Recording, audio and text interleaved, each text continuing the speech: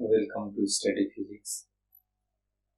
इस वीडियो में हम लोग चैप्टर फर्स्ट का न्यूमेरिकल देखने वाले हैं और जो हमारा न्यूमेरिकल होगा आज का वो फ्रॉम 7 से होगा, 6 तक हम लोग कर चुके हैं। तो इस प्रकार आज हम लोग देखने वाले हैं फ्रॉम 7 क्वेश्चन। और जो हमारा फर्स्ट क्वेश्चन है मीन 7th क्वेश्चन, वो क्या कह रहा है, taking force length and time to be fundamental unit. So condition है कि हमें फोर्स लेंथ और टाइम को फंडामेंटल यूनिट कंसीडर करना है। उसके बाद हमें डायमेंशन ढूंढना है फॉर फर्स्ट पार्ट में, वो कहाँ है, डेंसिटी का। सो डेंसिटी को जनरली हम लोग रो से डिनोट करते हैं। सो हम लोग क्या कह सकते हैं कि हमारा जो डेंसिटी होता है वो एक्चुअली में मास अपॉन वॉल्यूम होता है। सो अभी हम लोगों को मास हमारा बेस यूनिट नहीं है, क्योंकि हमें सिर्फ इस 3 को ही बेस यूनिट मानना है। तो मास को भी इस 3 में से इंटरप्रेट करना होगा। तो हम लोग जनरली जानते हैं force equal to mass into acceleration. So mass को अगर फोर्स के टर्म में चेंज करेंगे तो ये क्या हो जाएगा, फोर्स अपॉन एक्सेलरेशन, इस प्रकार लिखा हमने। और ये जो हमारा वॉल्यूम है ये तो लेंथ का क्यूब हो जाएगा, जो हमारा फंडामेंटल यूनिट में है, तो प्रॉब्लम नहीं है। फिर इस प्रकार हम इसको चेंज कर सकते कि फोर्स के लिए हम लोग को चेंज करने की जरूरत नहीं है, क्योंकि वो हमें फंडामेंटल या बेस यूनिट दिया गया है, तो हमने उसको छोड़ दिया इस तरह ही। अब जो एक्सेलरेशन है उसको लिख सकते हैं LT-2। अब L भी हमारा बेस में और T भी हमारा बेस में है, तो नो प्रॉब्लम। फिर हमें यहाँ पर है LQ। अगर इसको और भी सिंप्लीफाई करेंगे तो हमें क्या मिलेगा, F अपॉन LT-2 और ये LQ। सो फाइनली हमें मिलेगा F अपॉन L⁴ और ये T⁻⁻²। सो हम लोग लिख सकते हैं डेंसिटी का जो डायमेंशन आएगा वो F L⁻⁻4 और T⁻⁻²। सो इस प्रकार हम लोग 7th का A पार्ट देख चुके हैं। जो हम B पार्ट देखेंगे उसमें है प्रेशर का डायमेंशन फाइंड करने के लिए। So pressure is equals to होता है force upon area. So force हमें फंडामेंटल यूनिट में दिया गया है, तो इसको चेंज करने की जरूरत नहीं है। और एरिया हमारा लेंथ का स्क्वायर हो जाएगा। सो इस प्रकार हम क्या कह सकते हैं, FL-2। सो इस प्रकार हमारा प्रेशर का डायमेंशन आ जाएगा FL-2। जो हमारा थर्ड पार्ट है 7th का, उसमें पूछा गया है मोमेंटम। सो थर्ड पार्ट में पूछा गया है मोमेंटम, और मोमेंटम को हम लोग बोलते हैं मास इनटू वेलोसिटी। सो मास अगेन हमारा अभी फंडामेंटल की तरह है नहीं, तो इसको फोर्स के टर्म में रिलेट करना होगा। So force upon acceleration. So acceleration L⁻⁻², और जो हमारा वेलोसिटी हुआ सो LT-1। अगेन ये T और ये कैंसल आउट हो जाएंगे, तो जो हमें आएगा ये सिर्फ F और T-2 अगर ऊपर गया और फिर इधर भी -1, सो हमें बचेगा only F into T। So ये हमें mass into velocity means momentum का जो डायमेंशन आ जाएगा, keeping force length and time as base unit, हमको F इंटू T मिलेगा। नेक्स्ट हमारा है एनर्जी। 4th पार्ट में है हमारा एनर्जी। सो हम लोग जानते हैं एनर्जी वर्क डन के इक्विवेलेंट होता है, और वर्क डन हमारा फोर्स इनटू डिस्प्लेसमेंट होता है।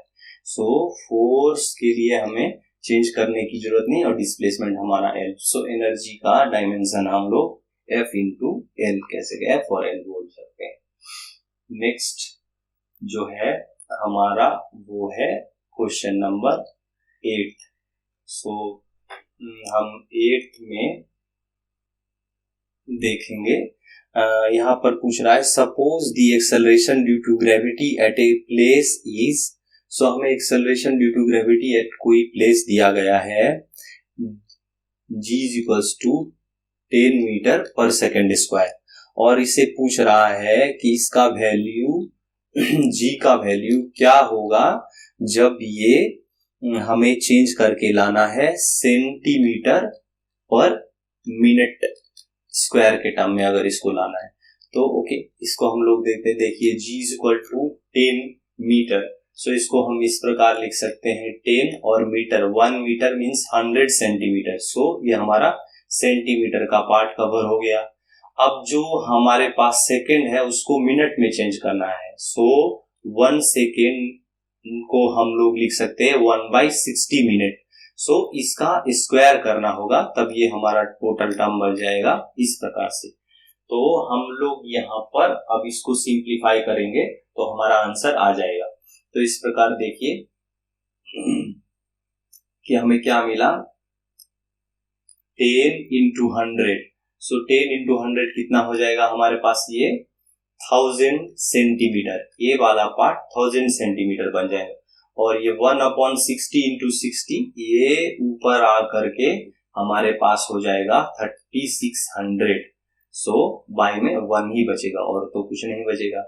तो इस प्रकार हमें क्या मिलेगा, ये G का वैल्यू इसे सिंप्लीफाई करके 36 और इधर 3 और इधर 2, so 36 into 10 to the power of 5 centimetre. और ये अब तो हमारा कन्वर्जन हो गया है time in the terms of minutes, so हमें G का value in the terms of centimetre per minute square इतना वैल्यू आ जाएगा। जो अब हम लोग नेक्स्ट देखने वाले हैं वो है हमारा क्वेश्चन नंबर 9th। सो 9th क्वेश्चन कह रहा है कि the average speed of a snail is 0.2 miles per hour and that of leopard is 70 miles per hour. Convert these speeds into SI units. So हमें दो स्पीड्स दिया गया है। So actually इसमें माइल्स में हमें सब कुछ दिया गया है और SI यूनिट मीन्स हमें मीटर पर सेकेंड में चेंज करना होगा। तो एक्चुअली में अगर हम माइल और मीटर का रिलेशन समझ ले, मीन्स 1 माइल को समझ ले कि 1 माइल्स में कितना मीटर हुआ, तो हम इसको इजीली कर सकते हैं। तो देखिए 1 माइल अप्रोक्सीमेटली आपको 1609 मीटर के बराबर होगा। 1 माइल अप्रोक्सीमेट 1609 मीटर के बराबर होगा। तो अब अगर जो हमें फर्स्ट स्पीड दिया गया है क्वेश्चन में, आइए देखते हैं कितना दिया गया, वो है हमारे पास 0.02 माइल्स पर आवर। सो 0.02 माइल्स पर आवर। अब हमें इसे मीटर पर सेकंड में कन्वर्ट करना होगा, तो सबसे पहले हम माइल्स को मीटर में कन्वर्ट कर लेते हैं। सो ये हमारा ये था और बचा माइल्स, 1 माइल्स के लिए होगा 1609 मीटर। सो ये मीटर हो गया और आवर को हम लोगों को कन्वर्ट करना होगा सेकंड में, सो 60 into 60। So after calculation from your calculator, और कुछ भी किसी तरह से कैलकुलेशन करने से मैनुअली और कैलकुलेटर के हेल्प से जो हमें वैल्यू आएगा वो आएगा 8.9 into 10 to the power -3 metre per second. तो ये फर्स्ट पार्ट का हमारा आंसर हो जाएगा। नेक्स्ट हमारा जो बी पार्ट है उसमें हमें पूछा गया है जो कन्वर्जन करने के लिए, फिर हमारा स्पीड दिया गया है 70 माइल्स पर आवर। सो 70 माइल्स पर आवर हमें दिया गया है। तो इस प्रकार अगेन 70 माइल्स को कन्वर्ट करने के लिए, मीटर में कन्वर्ट करने के लिए 70 into 1609 ये मीटर हो गया, और अगेन ये 60 into 60 हो जाएगा। तो ये हमारा मीटर पर सेकंड के टर्म्स में ये आंसर आ जाएगा, और यहाँ पर भी ये टोटल टर्म सेकंड्स में ही हो जाएंगे। तो इस प्रकार हमें जो वैल्यू आएगा आफ्टर कैलकुलेशन वो आ रहा है 13.28 मीटर पर सेकेंड। सो 13.28 मीटर पर सेकेंड, ये 70 माइल्स पर आवर के लिए हमारे पास आंसर आ जाएगा। जो नेक्स्ट क्वेश्चन है वो है हमारा 10th। सो 10th में क्या कहा गया, the height of mercury column in A barometer in Calcutta laboratory was recorded to be 75 centimeter. Calculate this pressure in SI and CGS units using the following data. Specific gravity of mercury equal to 13.6, density of water equal to 1000 kg per meter cube, gravitation acceleration is equals to 9.8 meter per second square at Calcutta. So the pressure is equals to rho GH in usual symbol. तो हम लोग को इसका जो है वो SI unit find करना है. SI यूनिट के टर्म्स में इसका हमको आंसर लाना है. तो इस प्रकार देखिए, हमें इसमें एक चीज जो समझना पड़ेगा वो यहाँ पर है स्पेसिफिक ग्रेविटी. सो देखिए, जो टर्म होता है स्पेसिफिक ग्रेविटी जो टर्म है उसको हम लोग एक्चुअल में रिलेटिव डेंसिटी भी बोलते हैं. Relative density. और ये स्पेसिफिक ग्रेविटी और रिलेटिव डेंसिटी इक्वल होता है density of a particular substance. Density of a substance by density of water. By density of water. Water के डेंसिटी के इक्वल. मींस इस दोनों के रेशियो को अगर लेंगे तो हमें स्पेसिफिक ग्रेविटी पता चल जाएगा. तो इस क्वेश्चन में देखिए, हमें रो जी एच जो हिंट में दिया गया है, एच तो मालूम है, जी तो हमें मालूम है, पर यहाँ जो रो है वो डेंसिटी ऑफ सब्सटेंस वो हमें मालूम नहीं. तो इस प्रकार इस रिलेशन से हम लोग जो है वो डेंसिटी ऑफ सब्सटेंस को ढूंढ सकते हैं. तो हमें देखिए डेंसिटी ऑफ सब्सटेंस बताया गया है 13.6, सॉरी स्पेसिफिक ग्रेविटी 13.6. इस डेंसिटी को रो मान लेते हैं. और डेंसिटी ऑफ वाटर जो है हमें 1000 kg पर मीटर क्यूब बताया गया है. सो इसको हम लोग यहाँ पर 1000 ही रख लेते हैं. तो इस प्रकार जो हमें डेंसिटी मिल रहा है वो डेंसिटी आएगा 13.6 इंटू 10⁻³ और 1000. सो हम लोग कह सकते हैं कि हमारा डेंसिटी का वैल्यू यहां पर आएगा 13600 kg पर मीटर क्यूब. सो इस प्रकार हमें डेंसिटी का वैल्यू मिल गया है. अब हमें प्रेशर में कन्वर्ट करना है तो हम लोग लिखेंगे रो जी एच और एच रो जी. सो हमें एच का वैल्यू जो क्वेश्चन में दिया गया है वो 75 centimetre. So in the terms of metre 0.75 आएगा. और हमारा डेंसिटी रो का वैल्यू 13600 और जी जो है वो 9.8 बताया गया. तो इस प्रकार हमें प्रेशर का जो वैल्यू आएगा वो आएगा 10 × 10⁴ न्यूटन मीटर स्क्वायर. ओके, तो इस प्रकार हमें 10 × 10⁴ न्यूटन मीटर स्क्वायर ये हमारा आंसर आ जाएगा. तो चलिए अब नेक्स्ट क्वेश्चन की ओर चलते हैं जो है हमारा क्वेश्चन नंबर 11th. सो 11th में क्या कहा गया, express the power of 100 watt bulb in CGS unit. So watt जो हमें दिया गया है उसको CGS यूनिट में, मींस वाट को हम लोग बोल सकते हैं जूल पर सेकेंड और उसको CGS में मींस अर्ज पर सेकेंड में हमें कन्वर्ट करना होगा.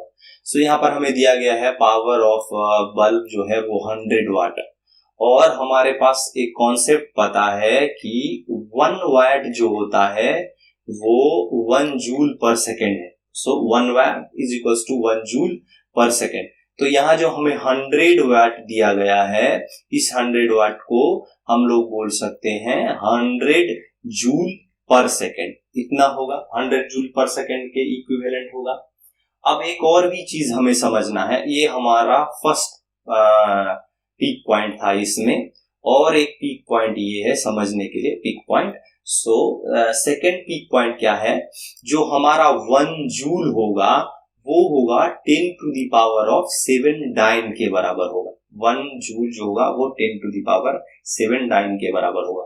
तो इस प्रकार हमारे पास जो 100 watt equal to 100 joule per second आया, तो उसको हम लोग किस प्रकार कन्वर्ट कर सकते हैं 100 जूल पर सेकेंड. सो 100 हमने लिख लिया और जूल 1 जूल के लिए हम लोग लिखेंगे 10⁻⁷ डाइन और पर सेकेंड तो हमारे पास पहले से ही है.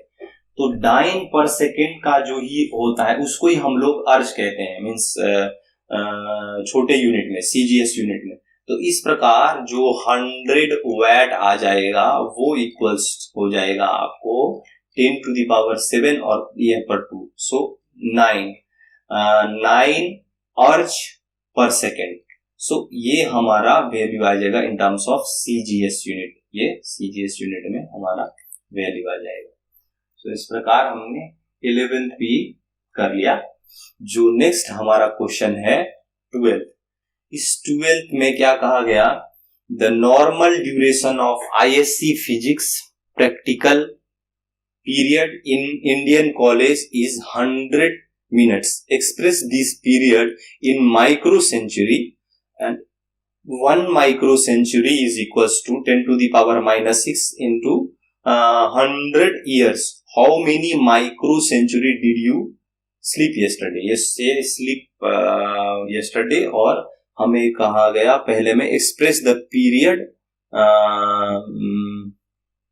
This period in. So first part में जो हमें पूछा गया है कि आईएससी एग्जाम का जो प्रैक्टिकल का ड्यूरेशन था, मींस टाइम ड्यूरेशन जो हमें दिया गया है, टाइम ड्यूरेशन जो दिया गया है वो कहा गया है कि 100 मिनट का है। ओके, और नेक्स्ट टाइम हमें एक कॉन्सेप्ट बताया गया कि 1 माइक्रो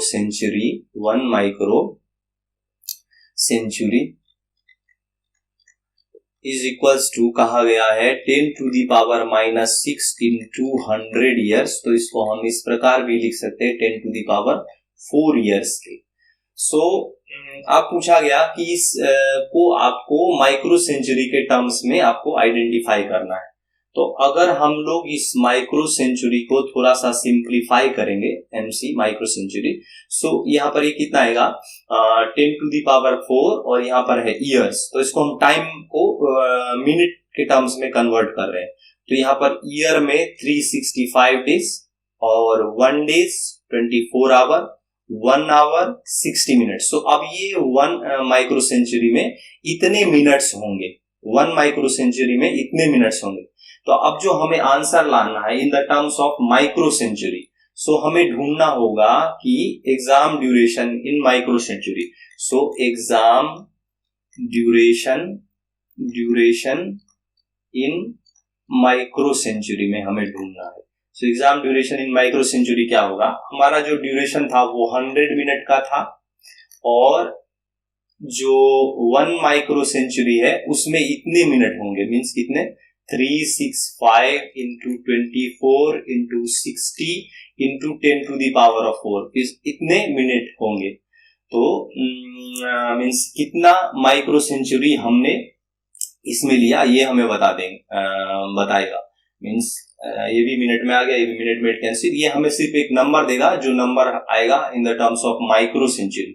सो जो इसका वैल्यू आने वाला है, मींस ये तो 100 मिनट में हमने कितना माइक्रो सेंचुरी कवर किया वो उसके लिए आएगा। सो आएगा 1.9 micro century after calculation of this part.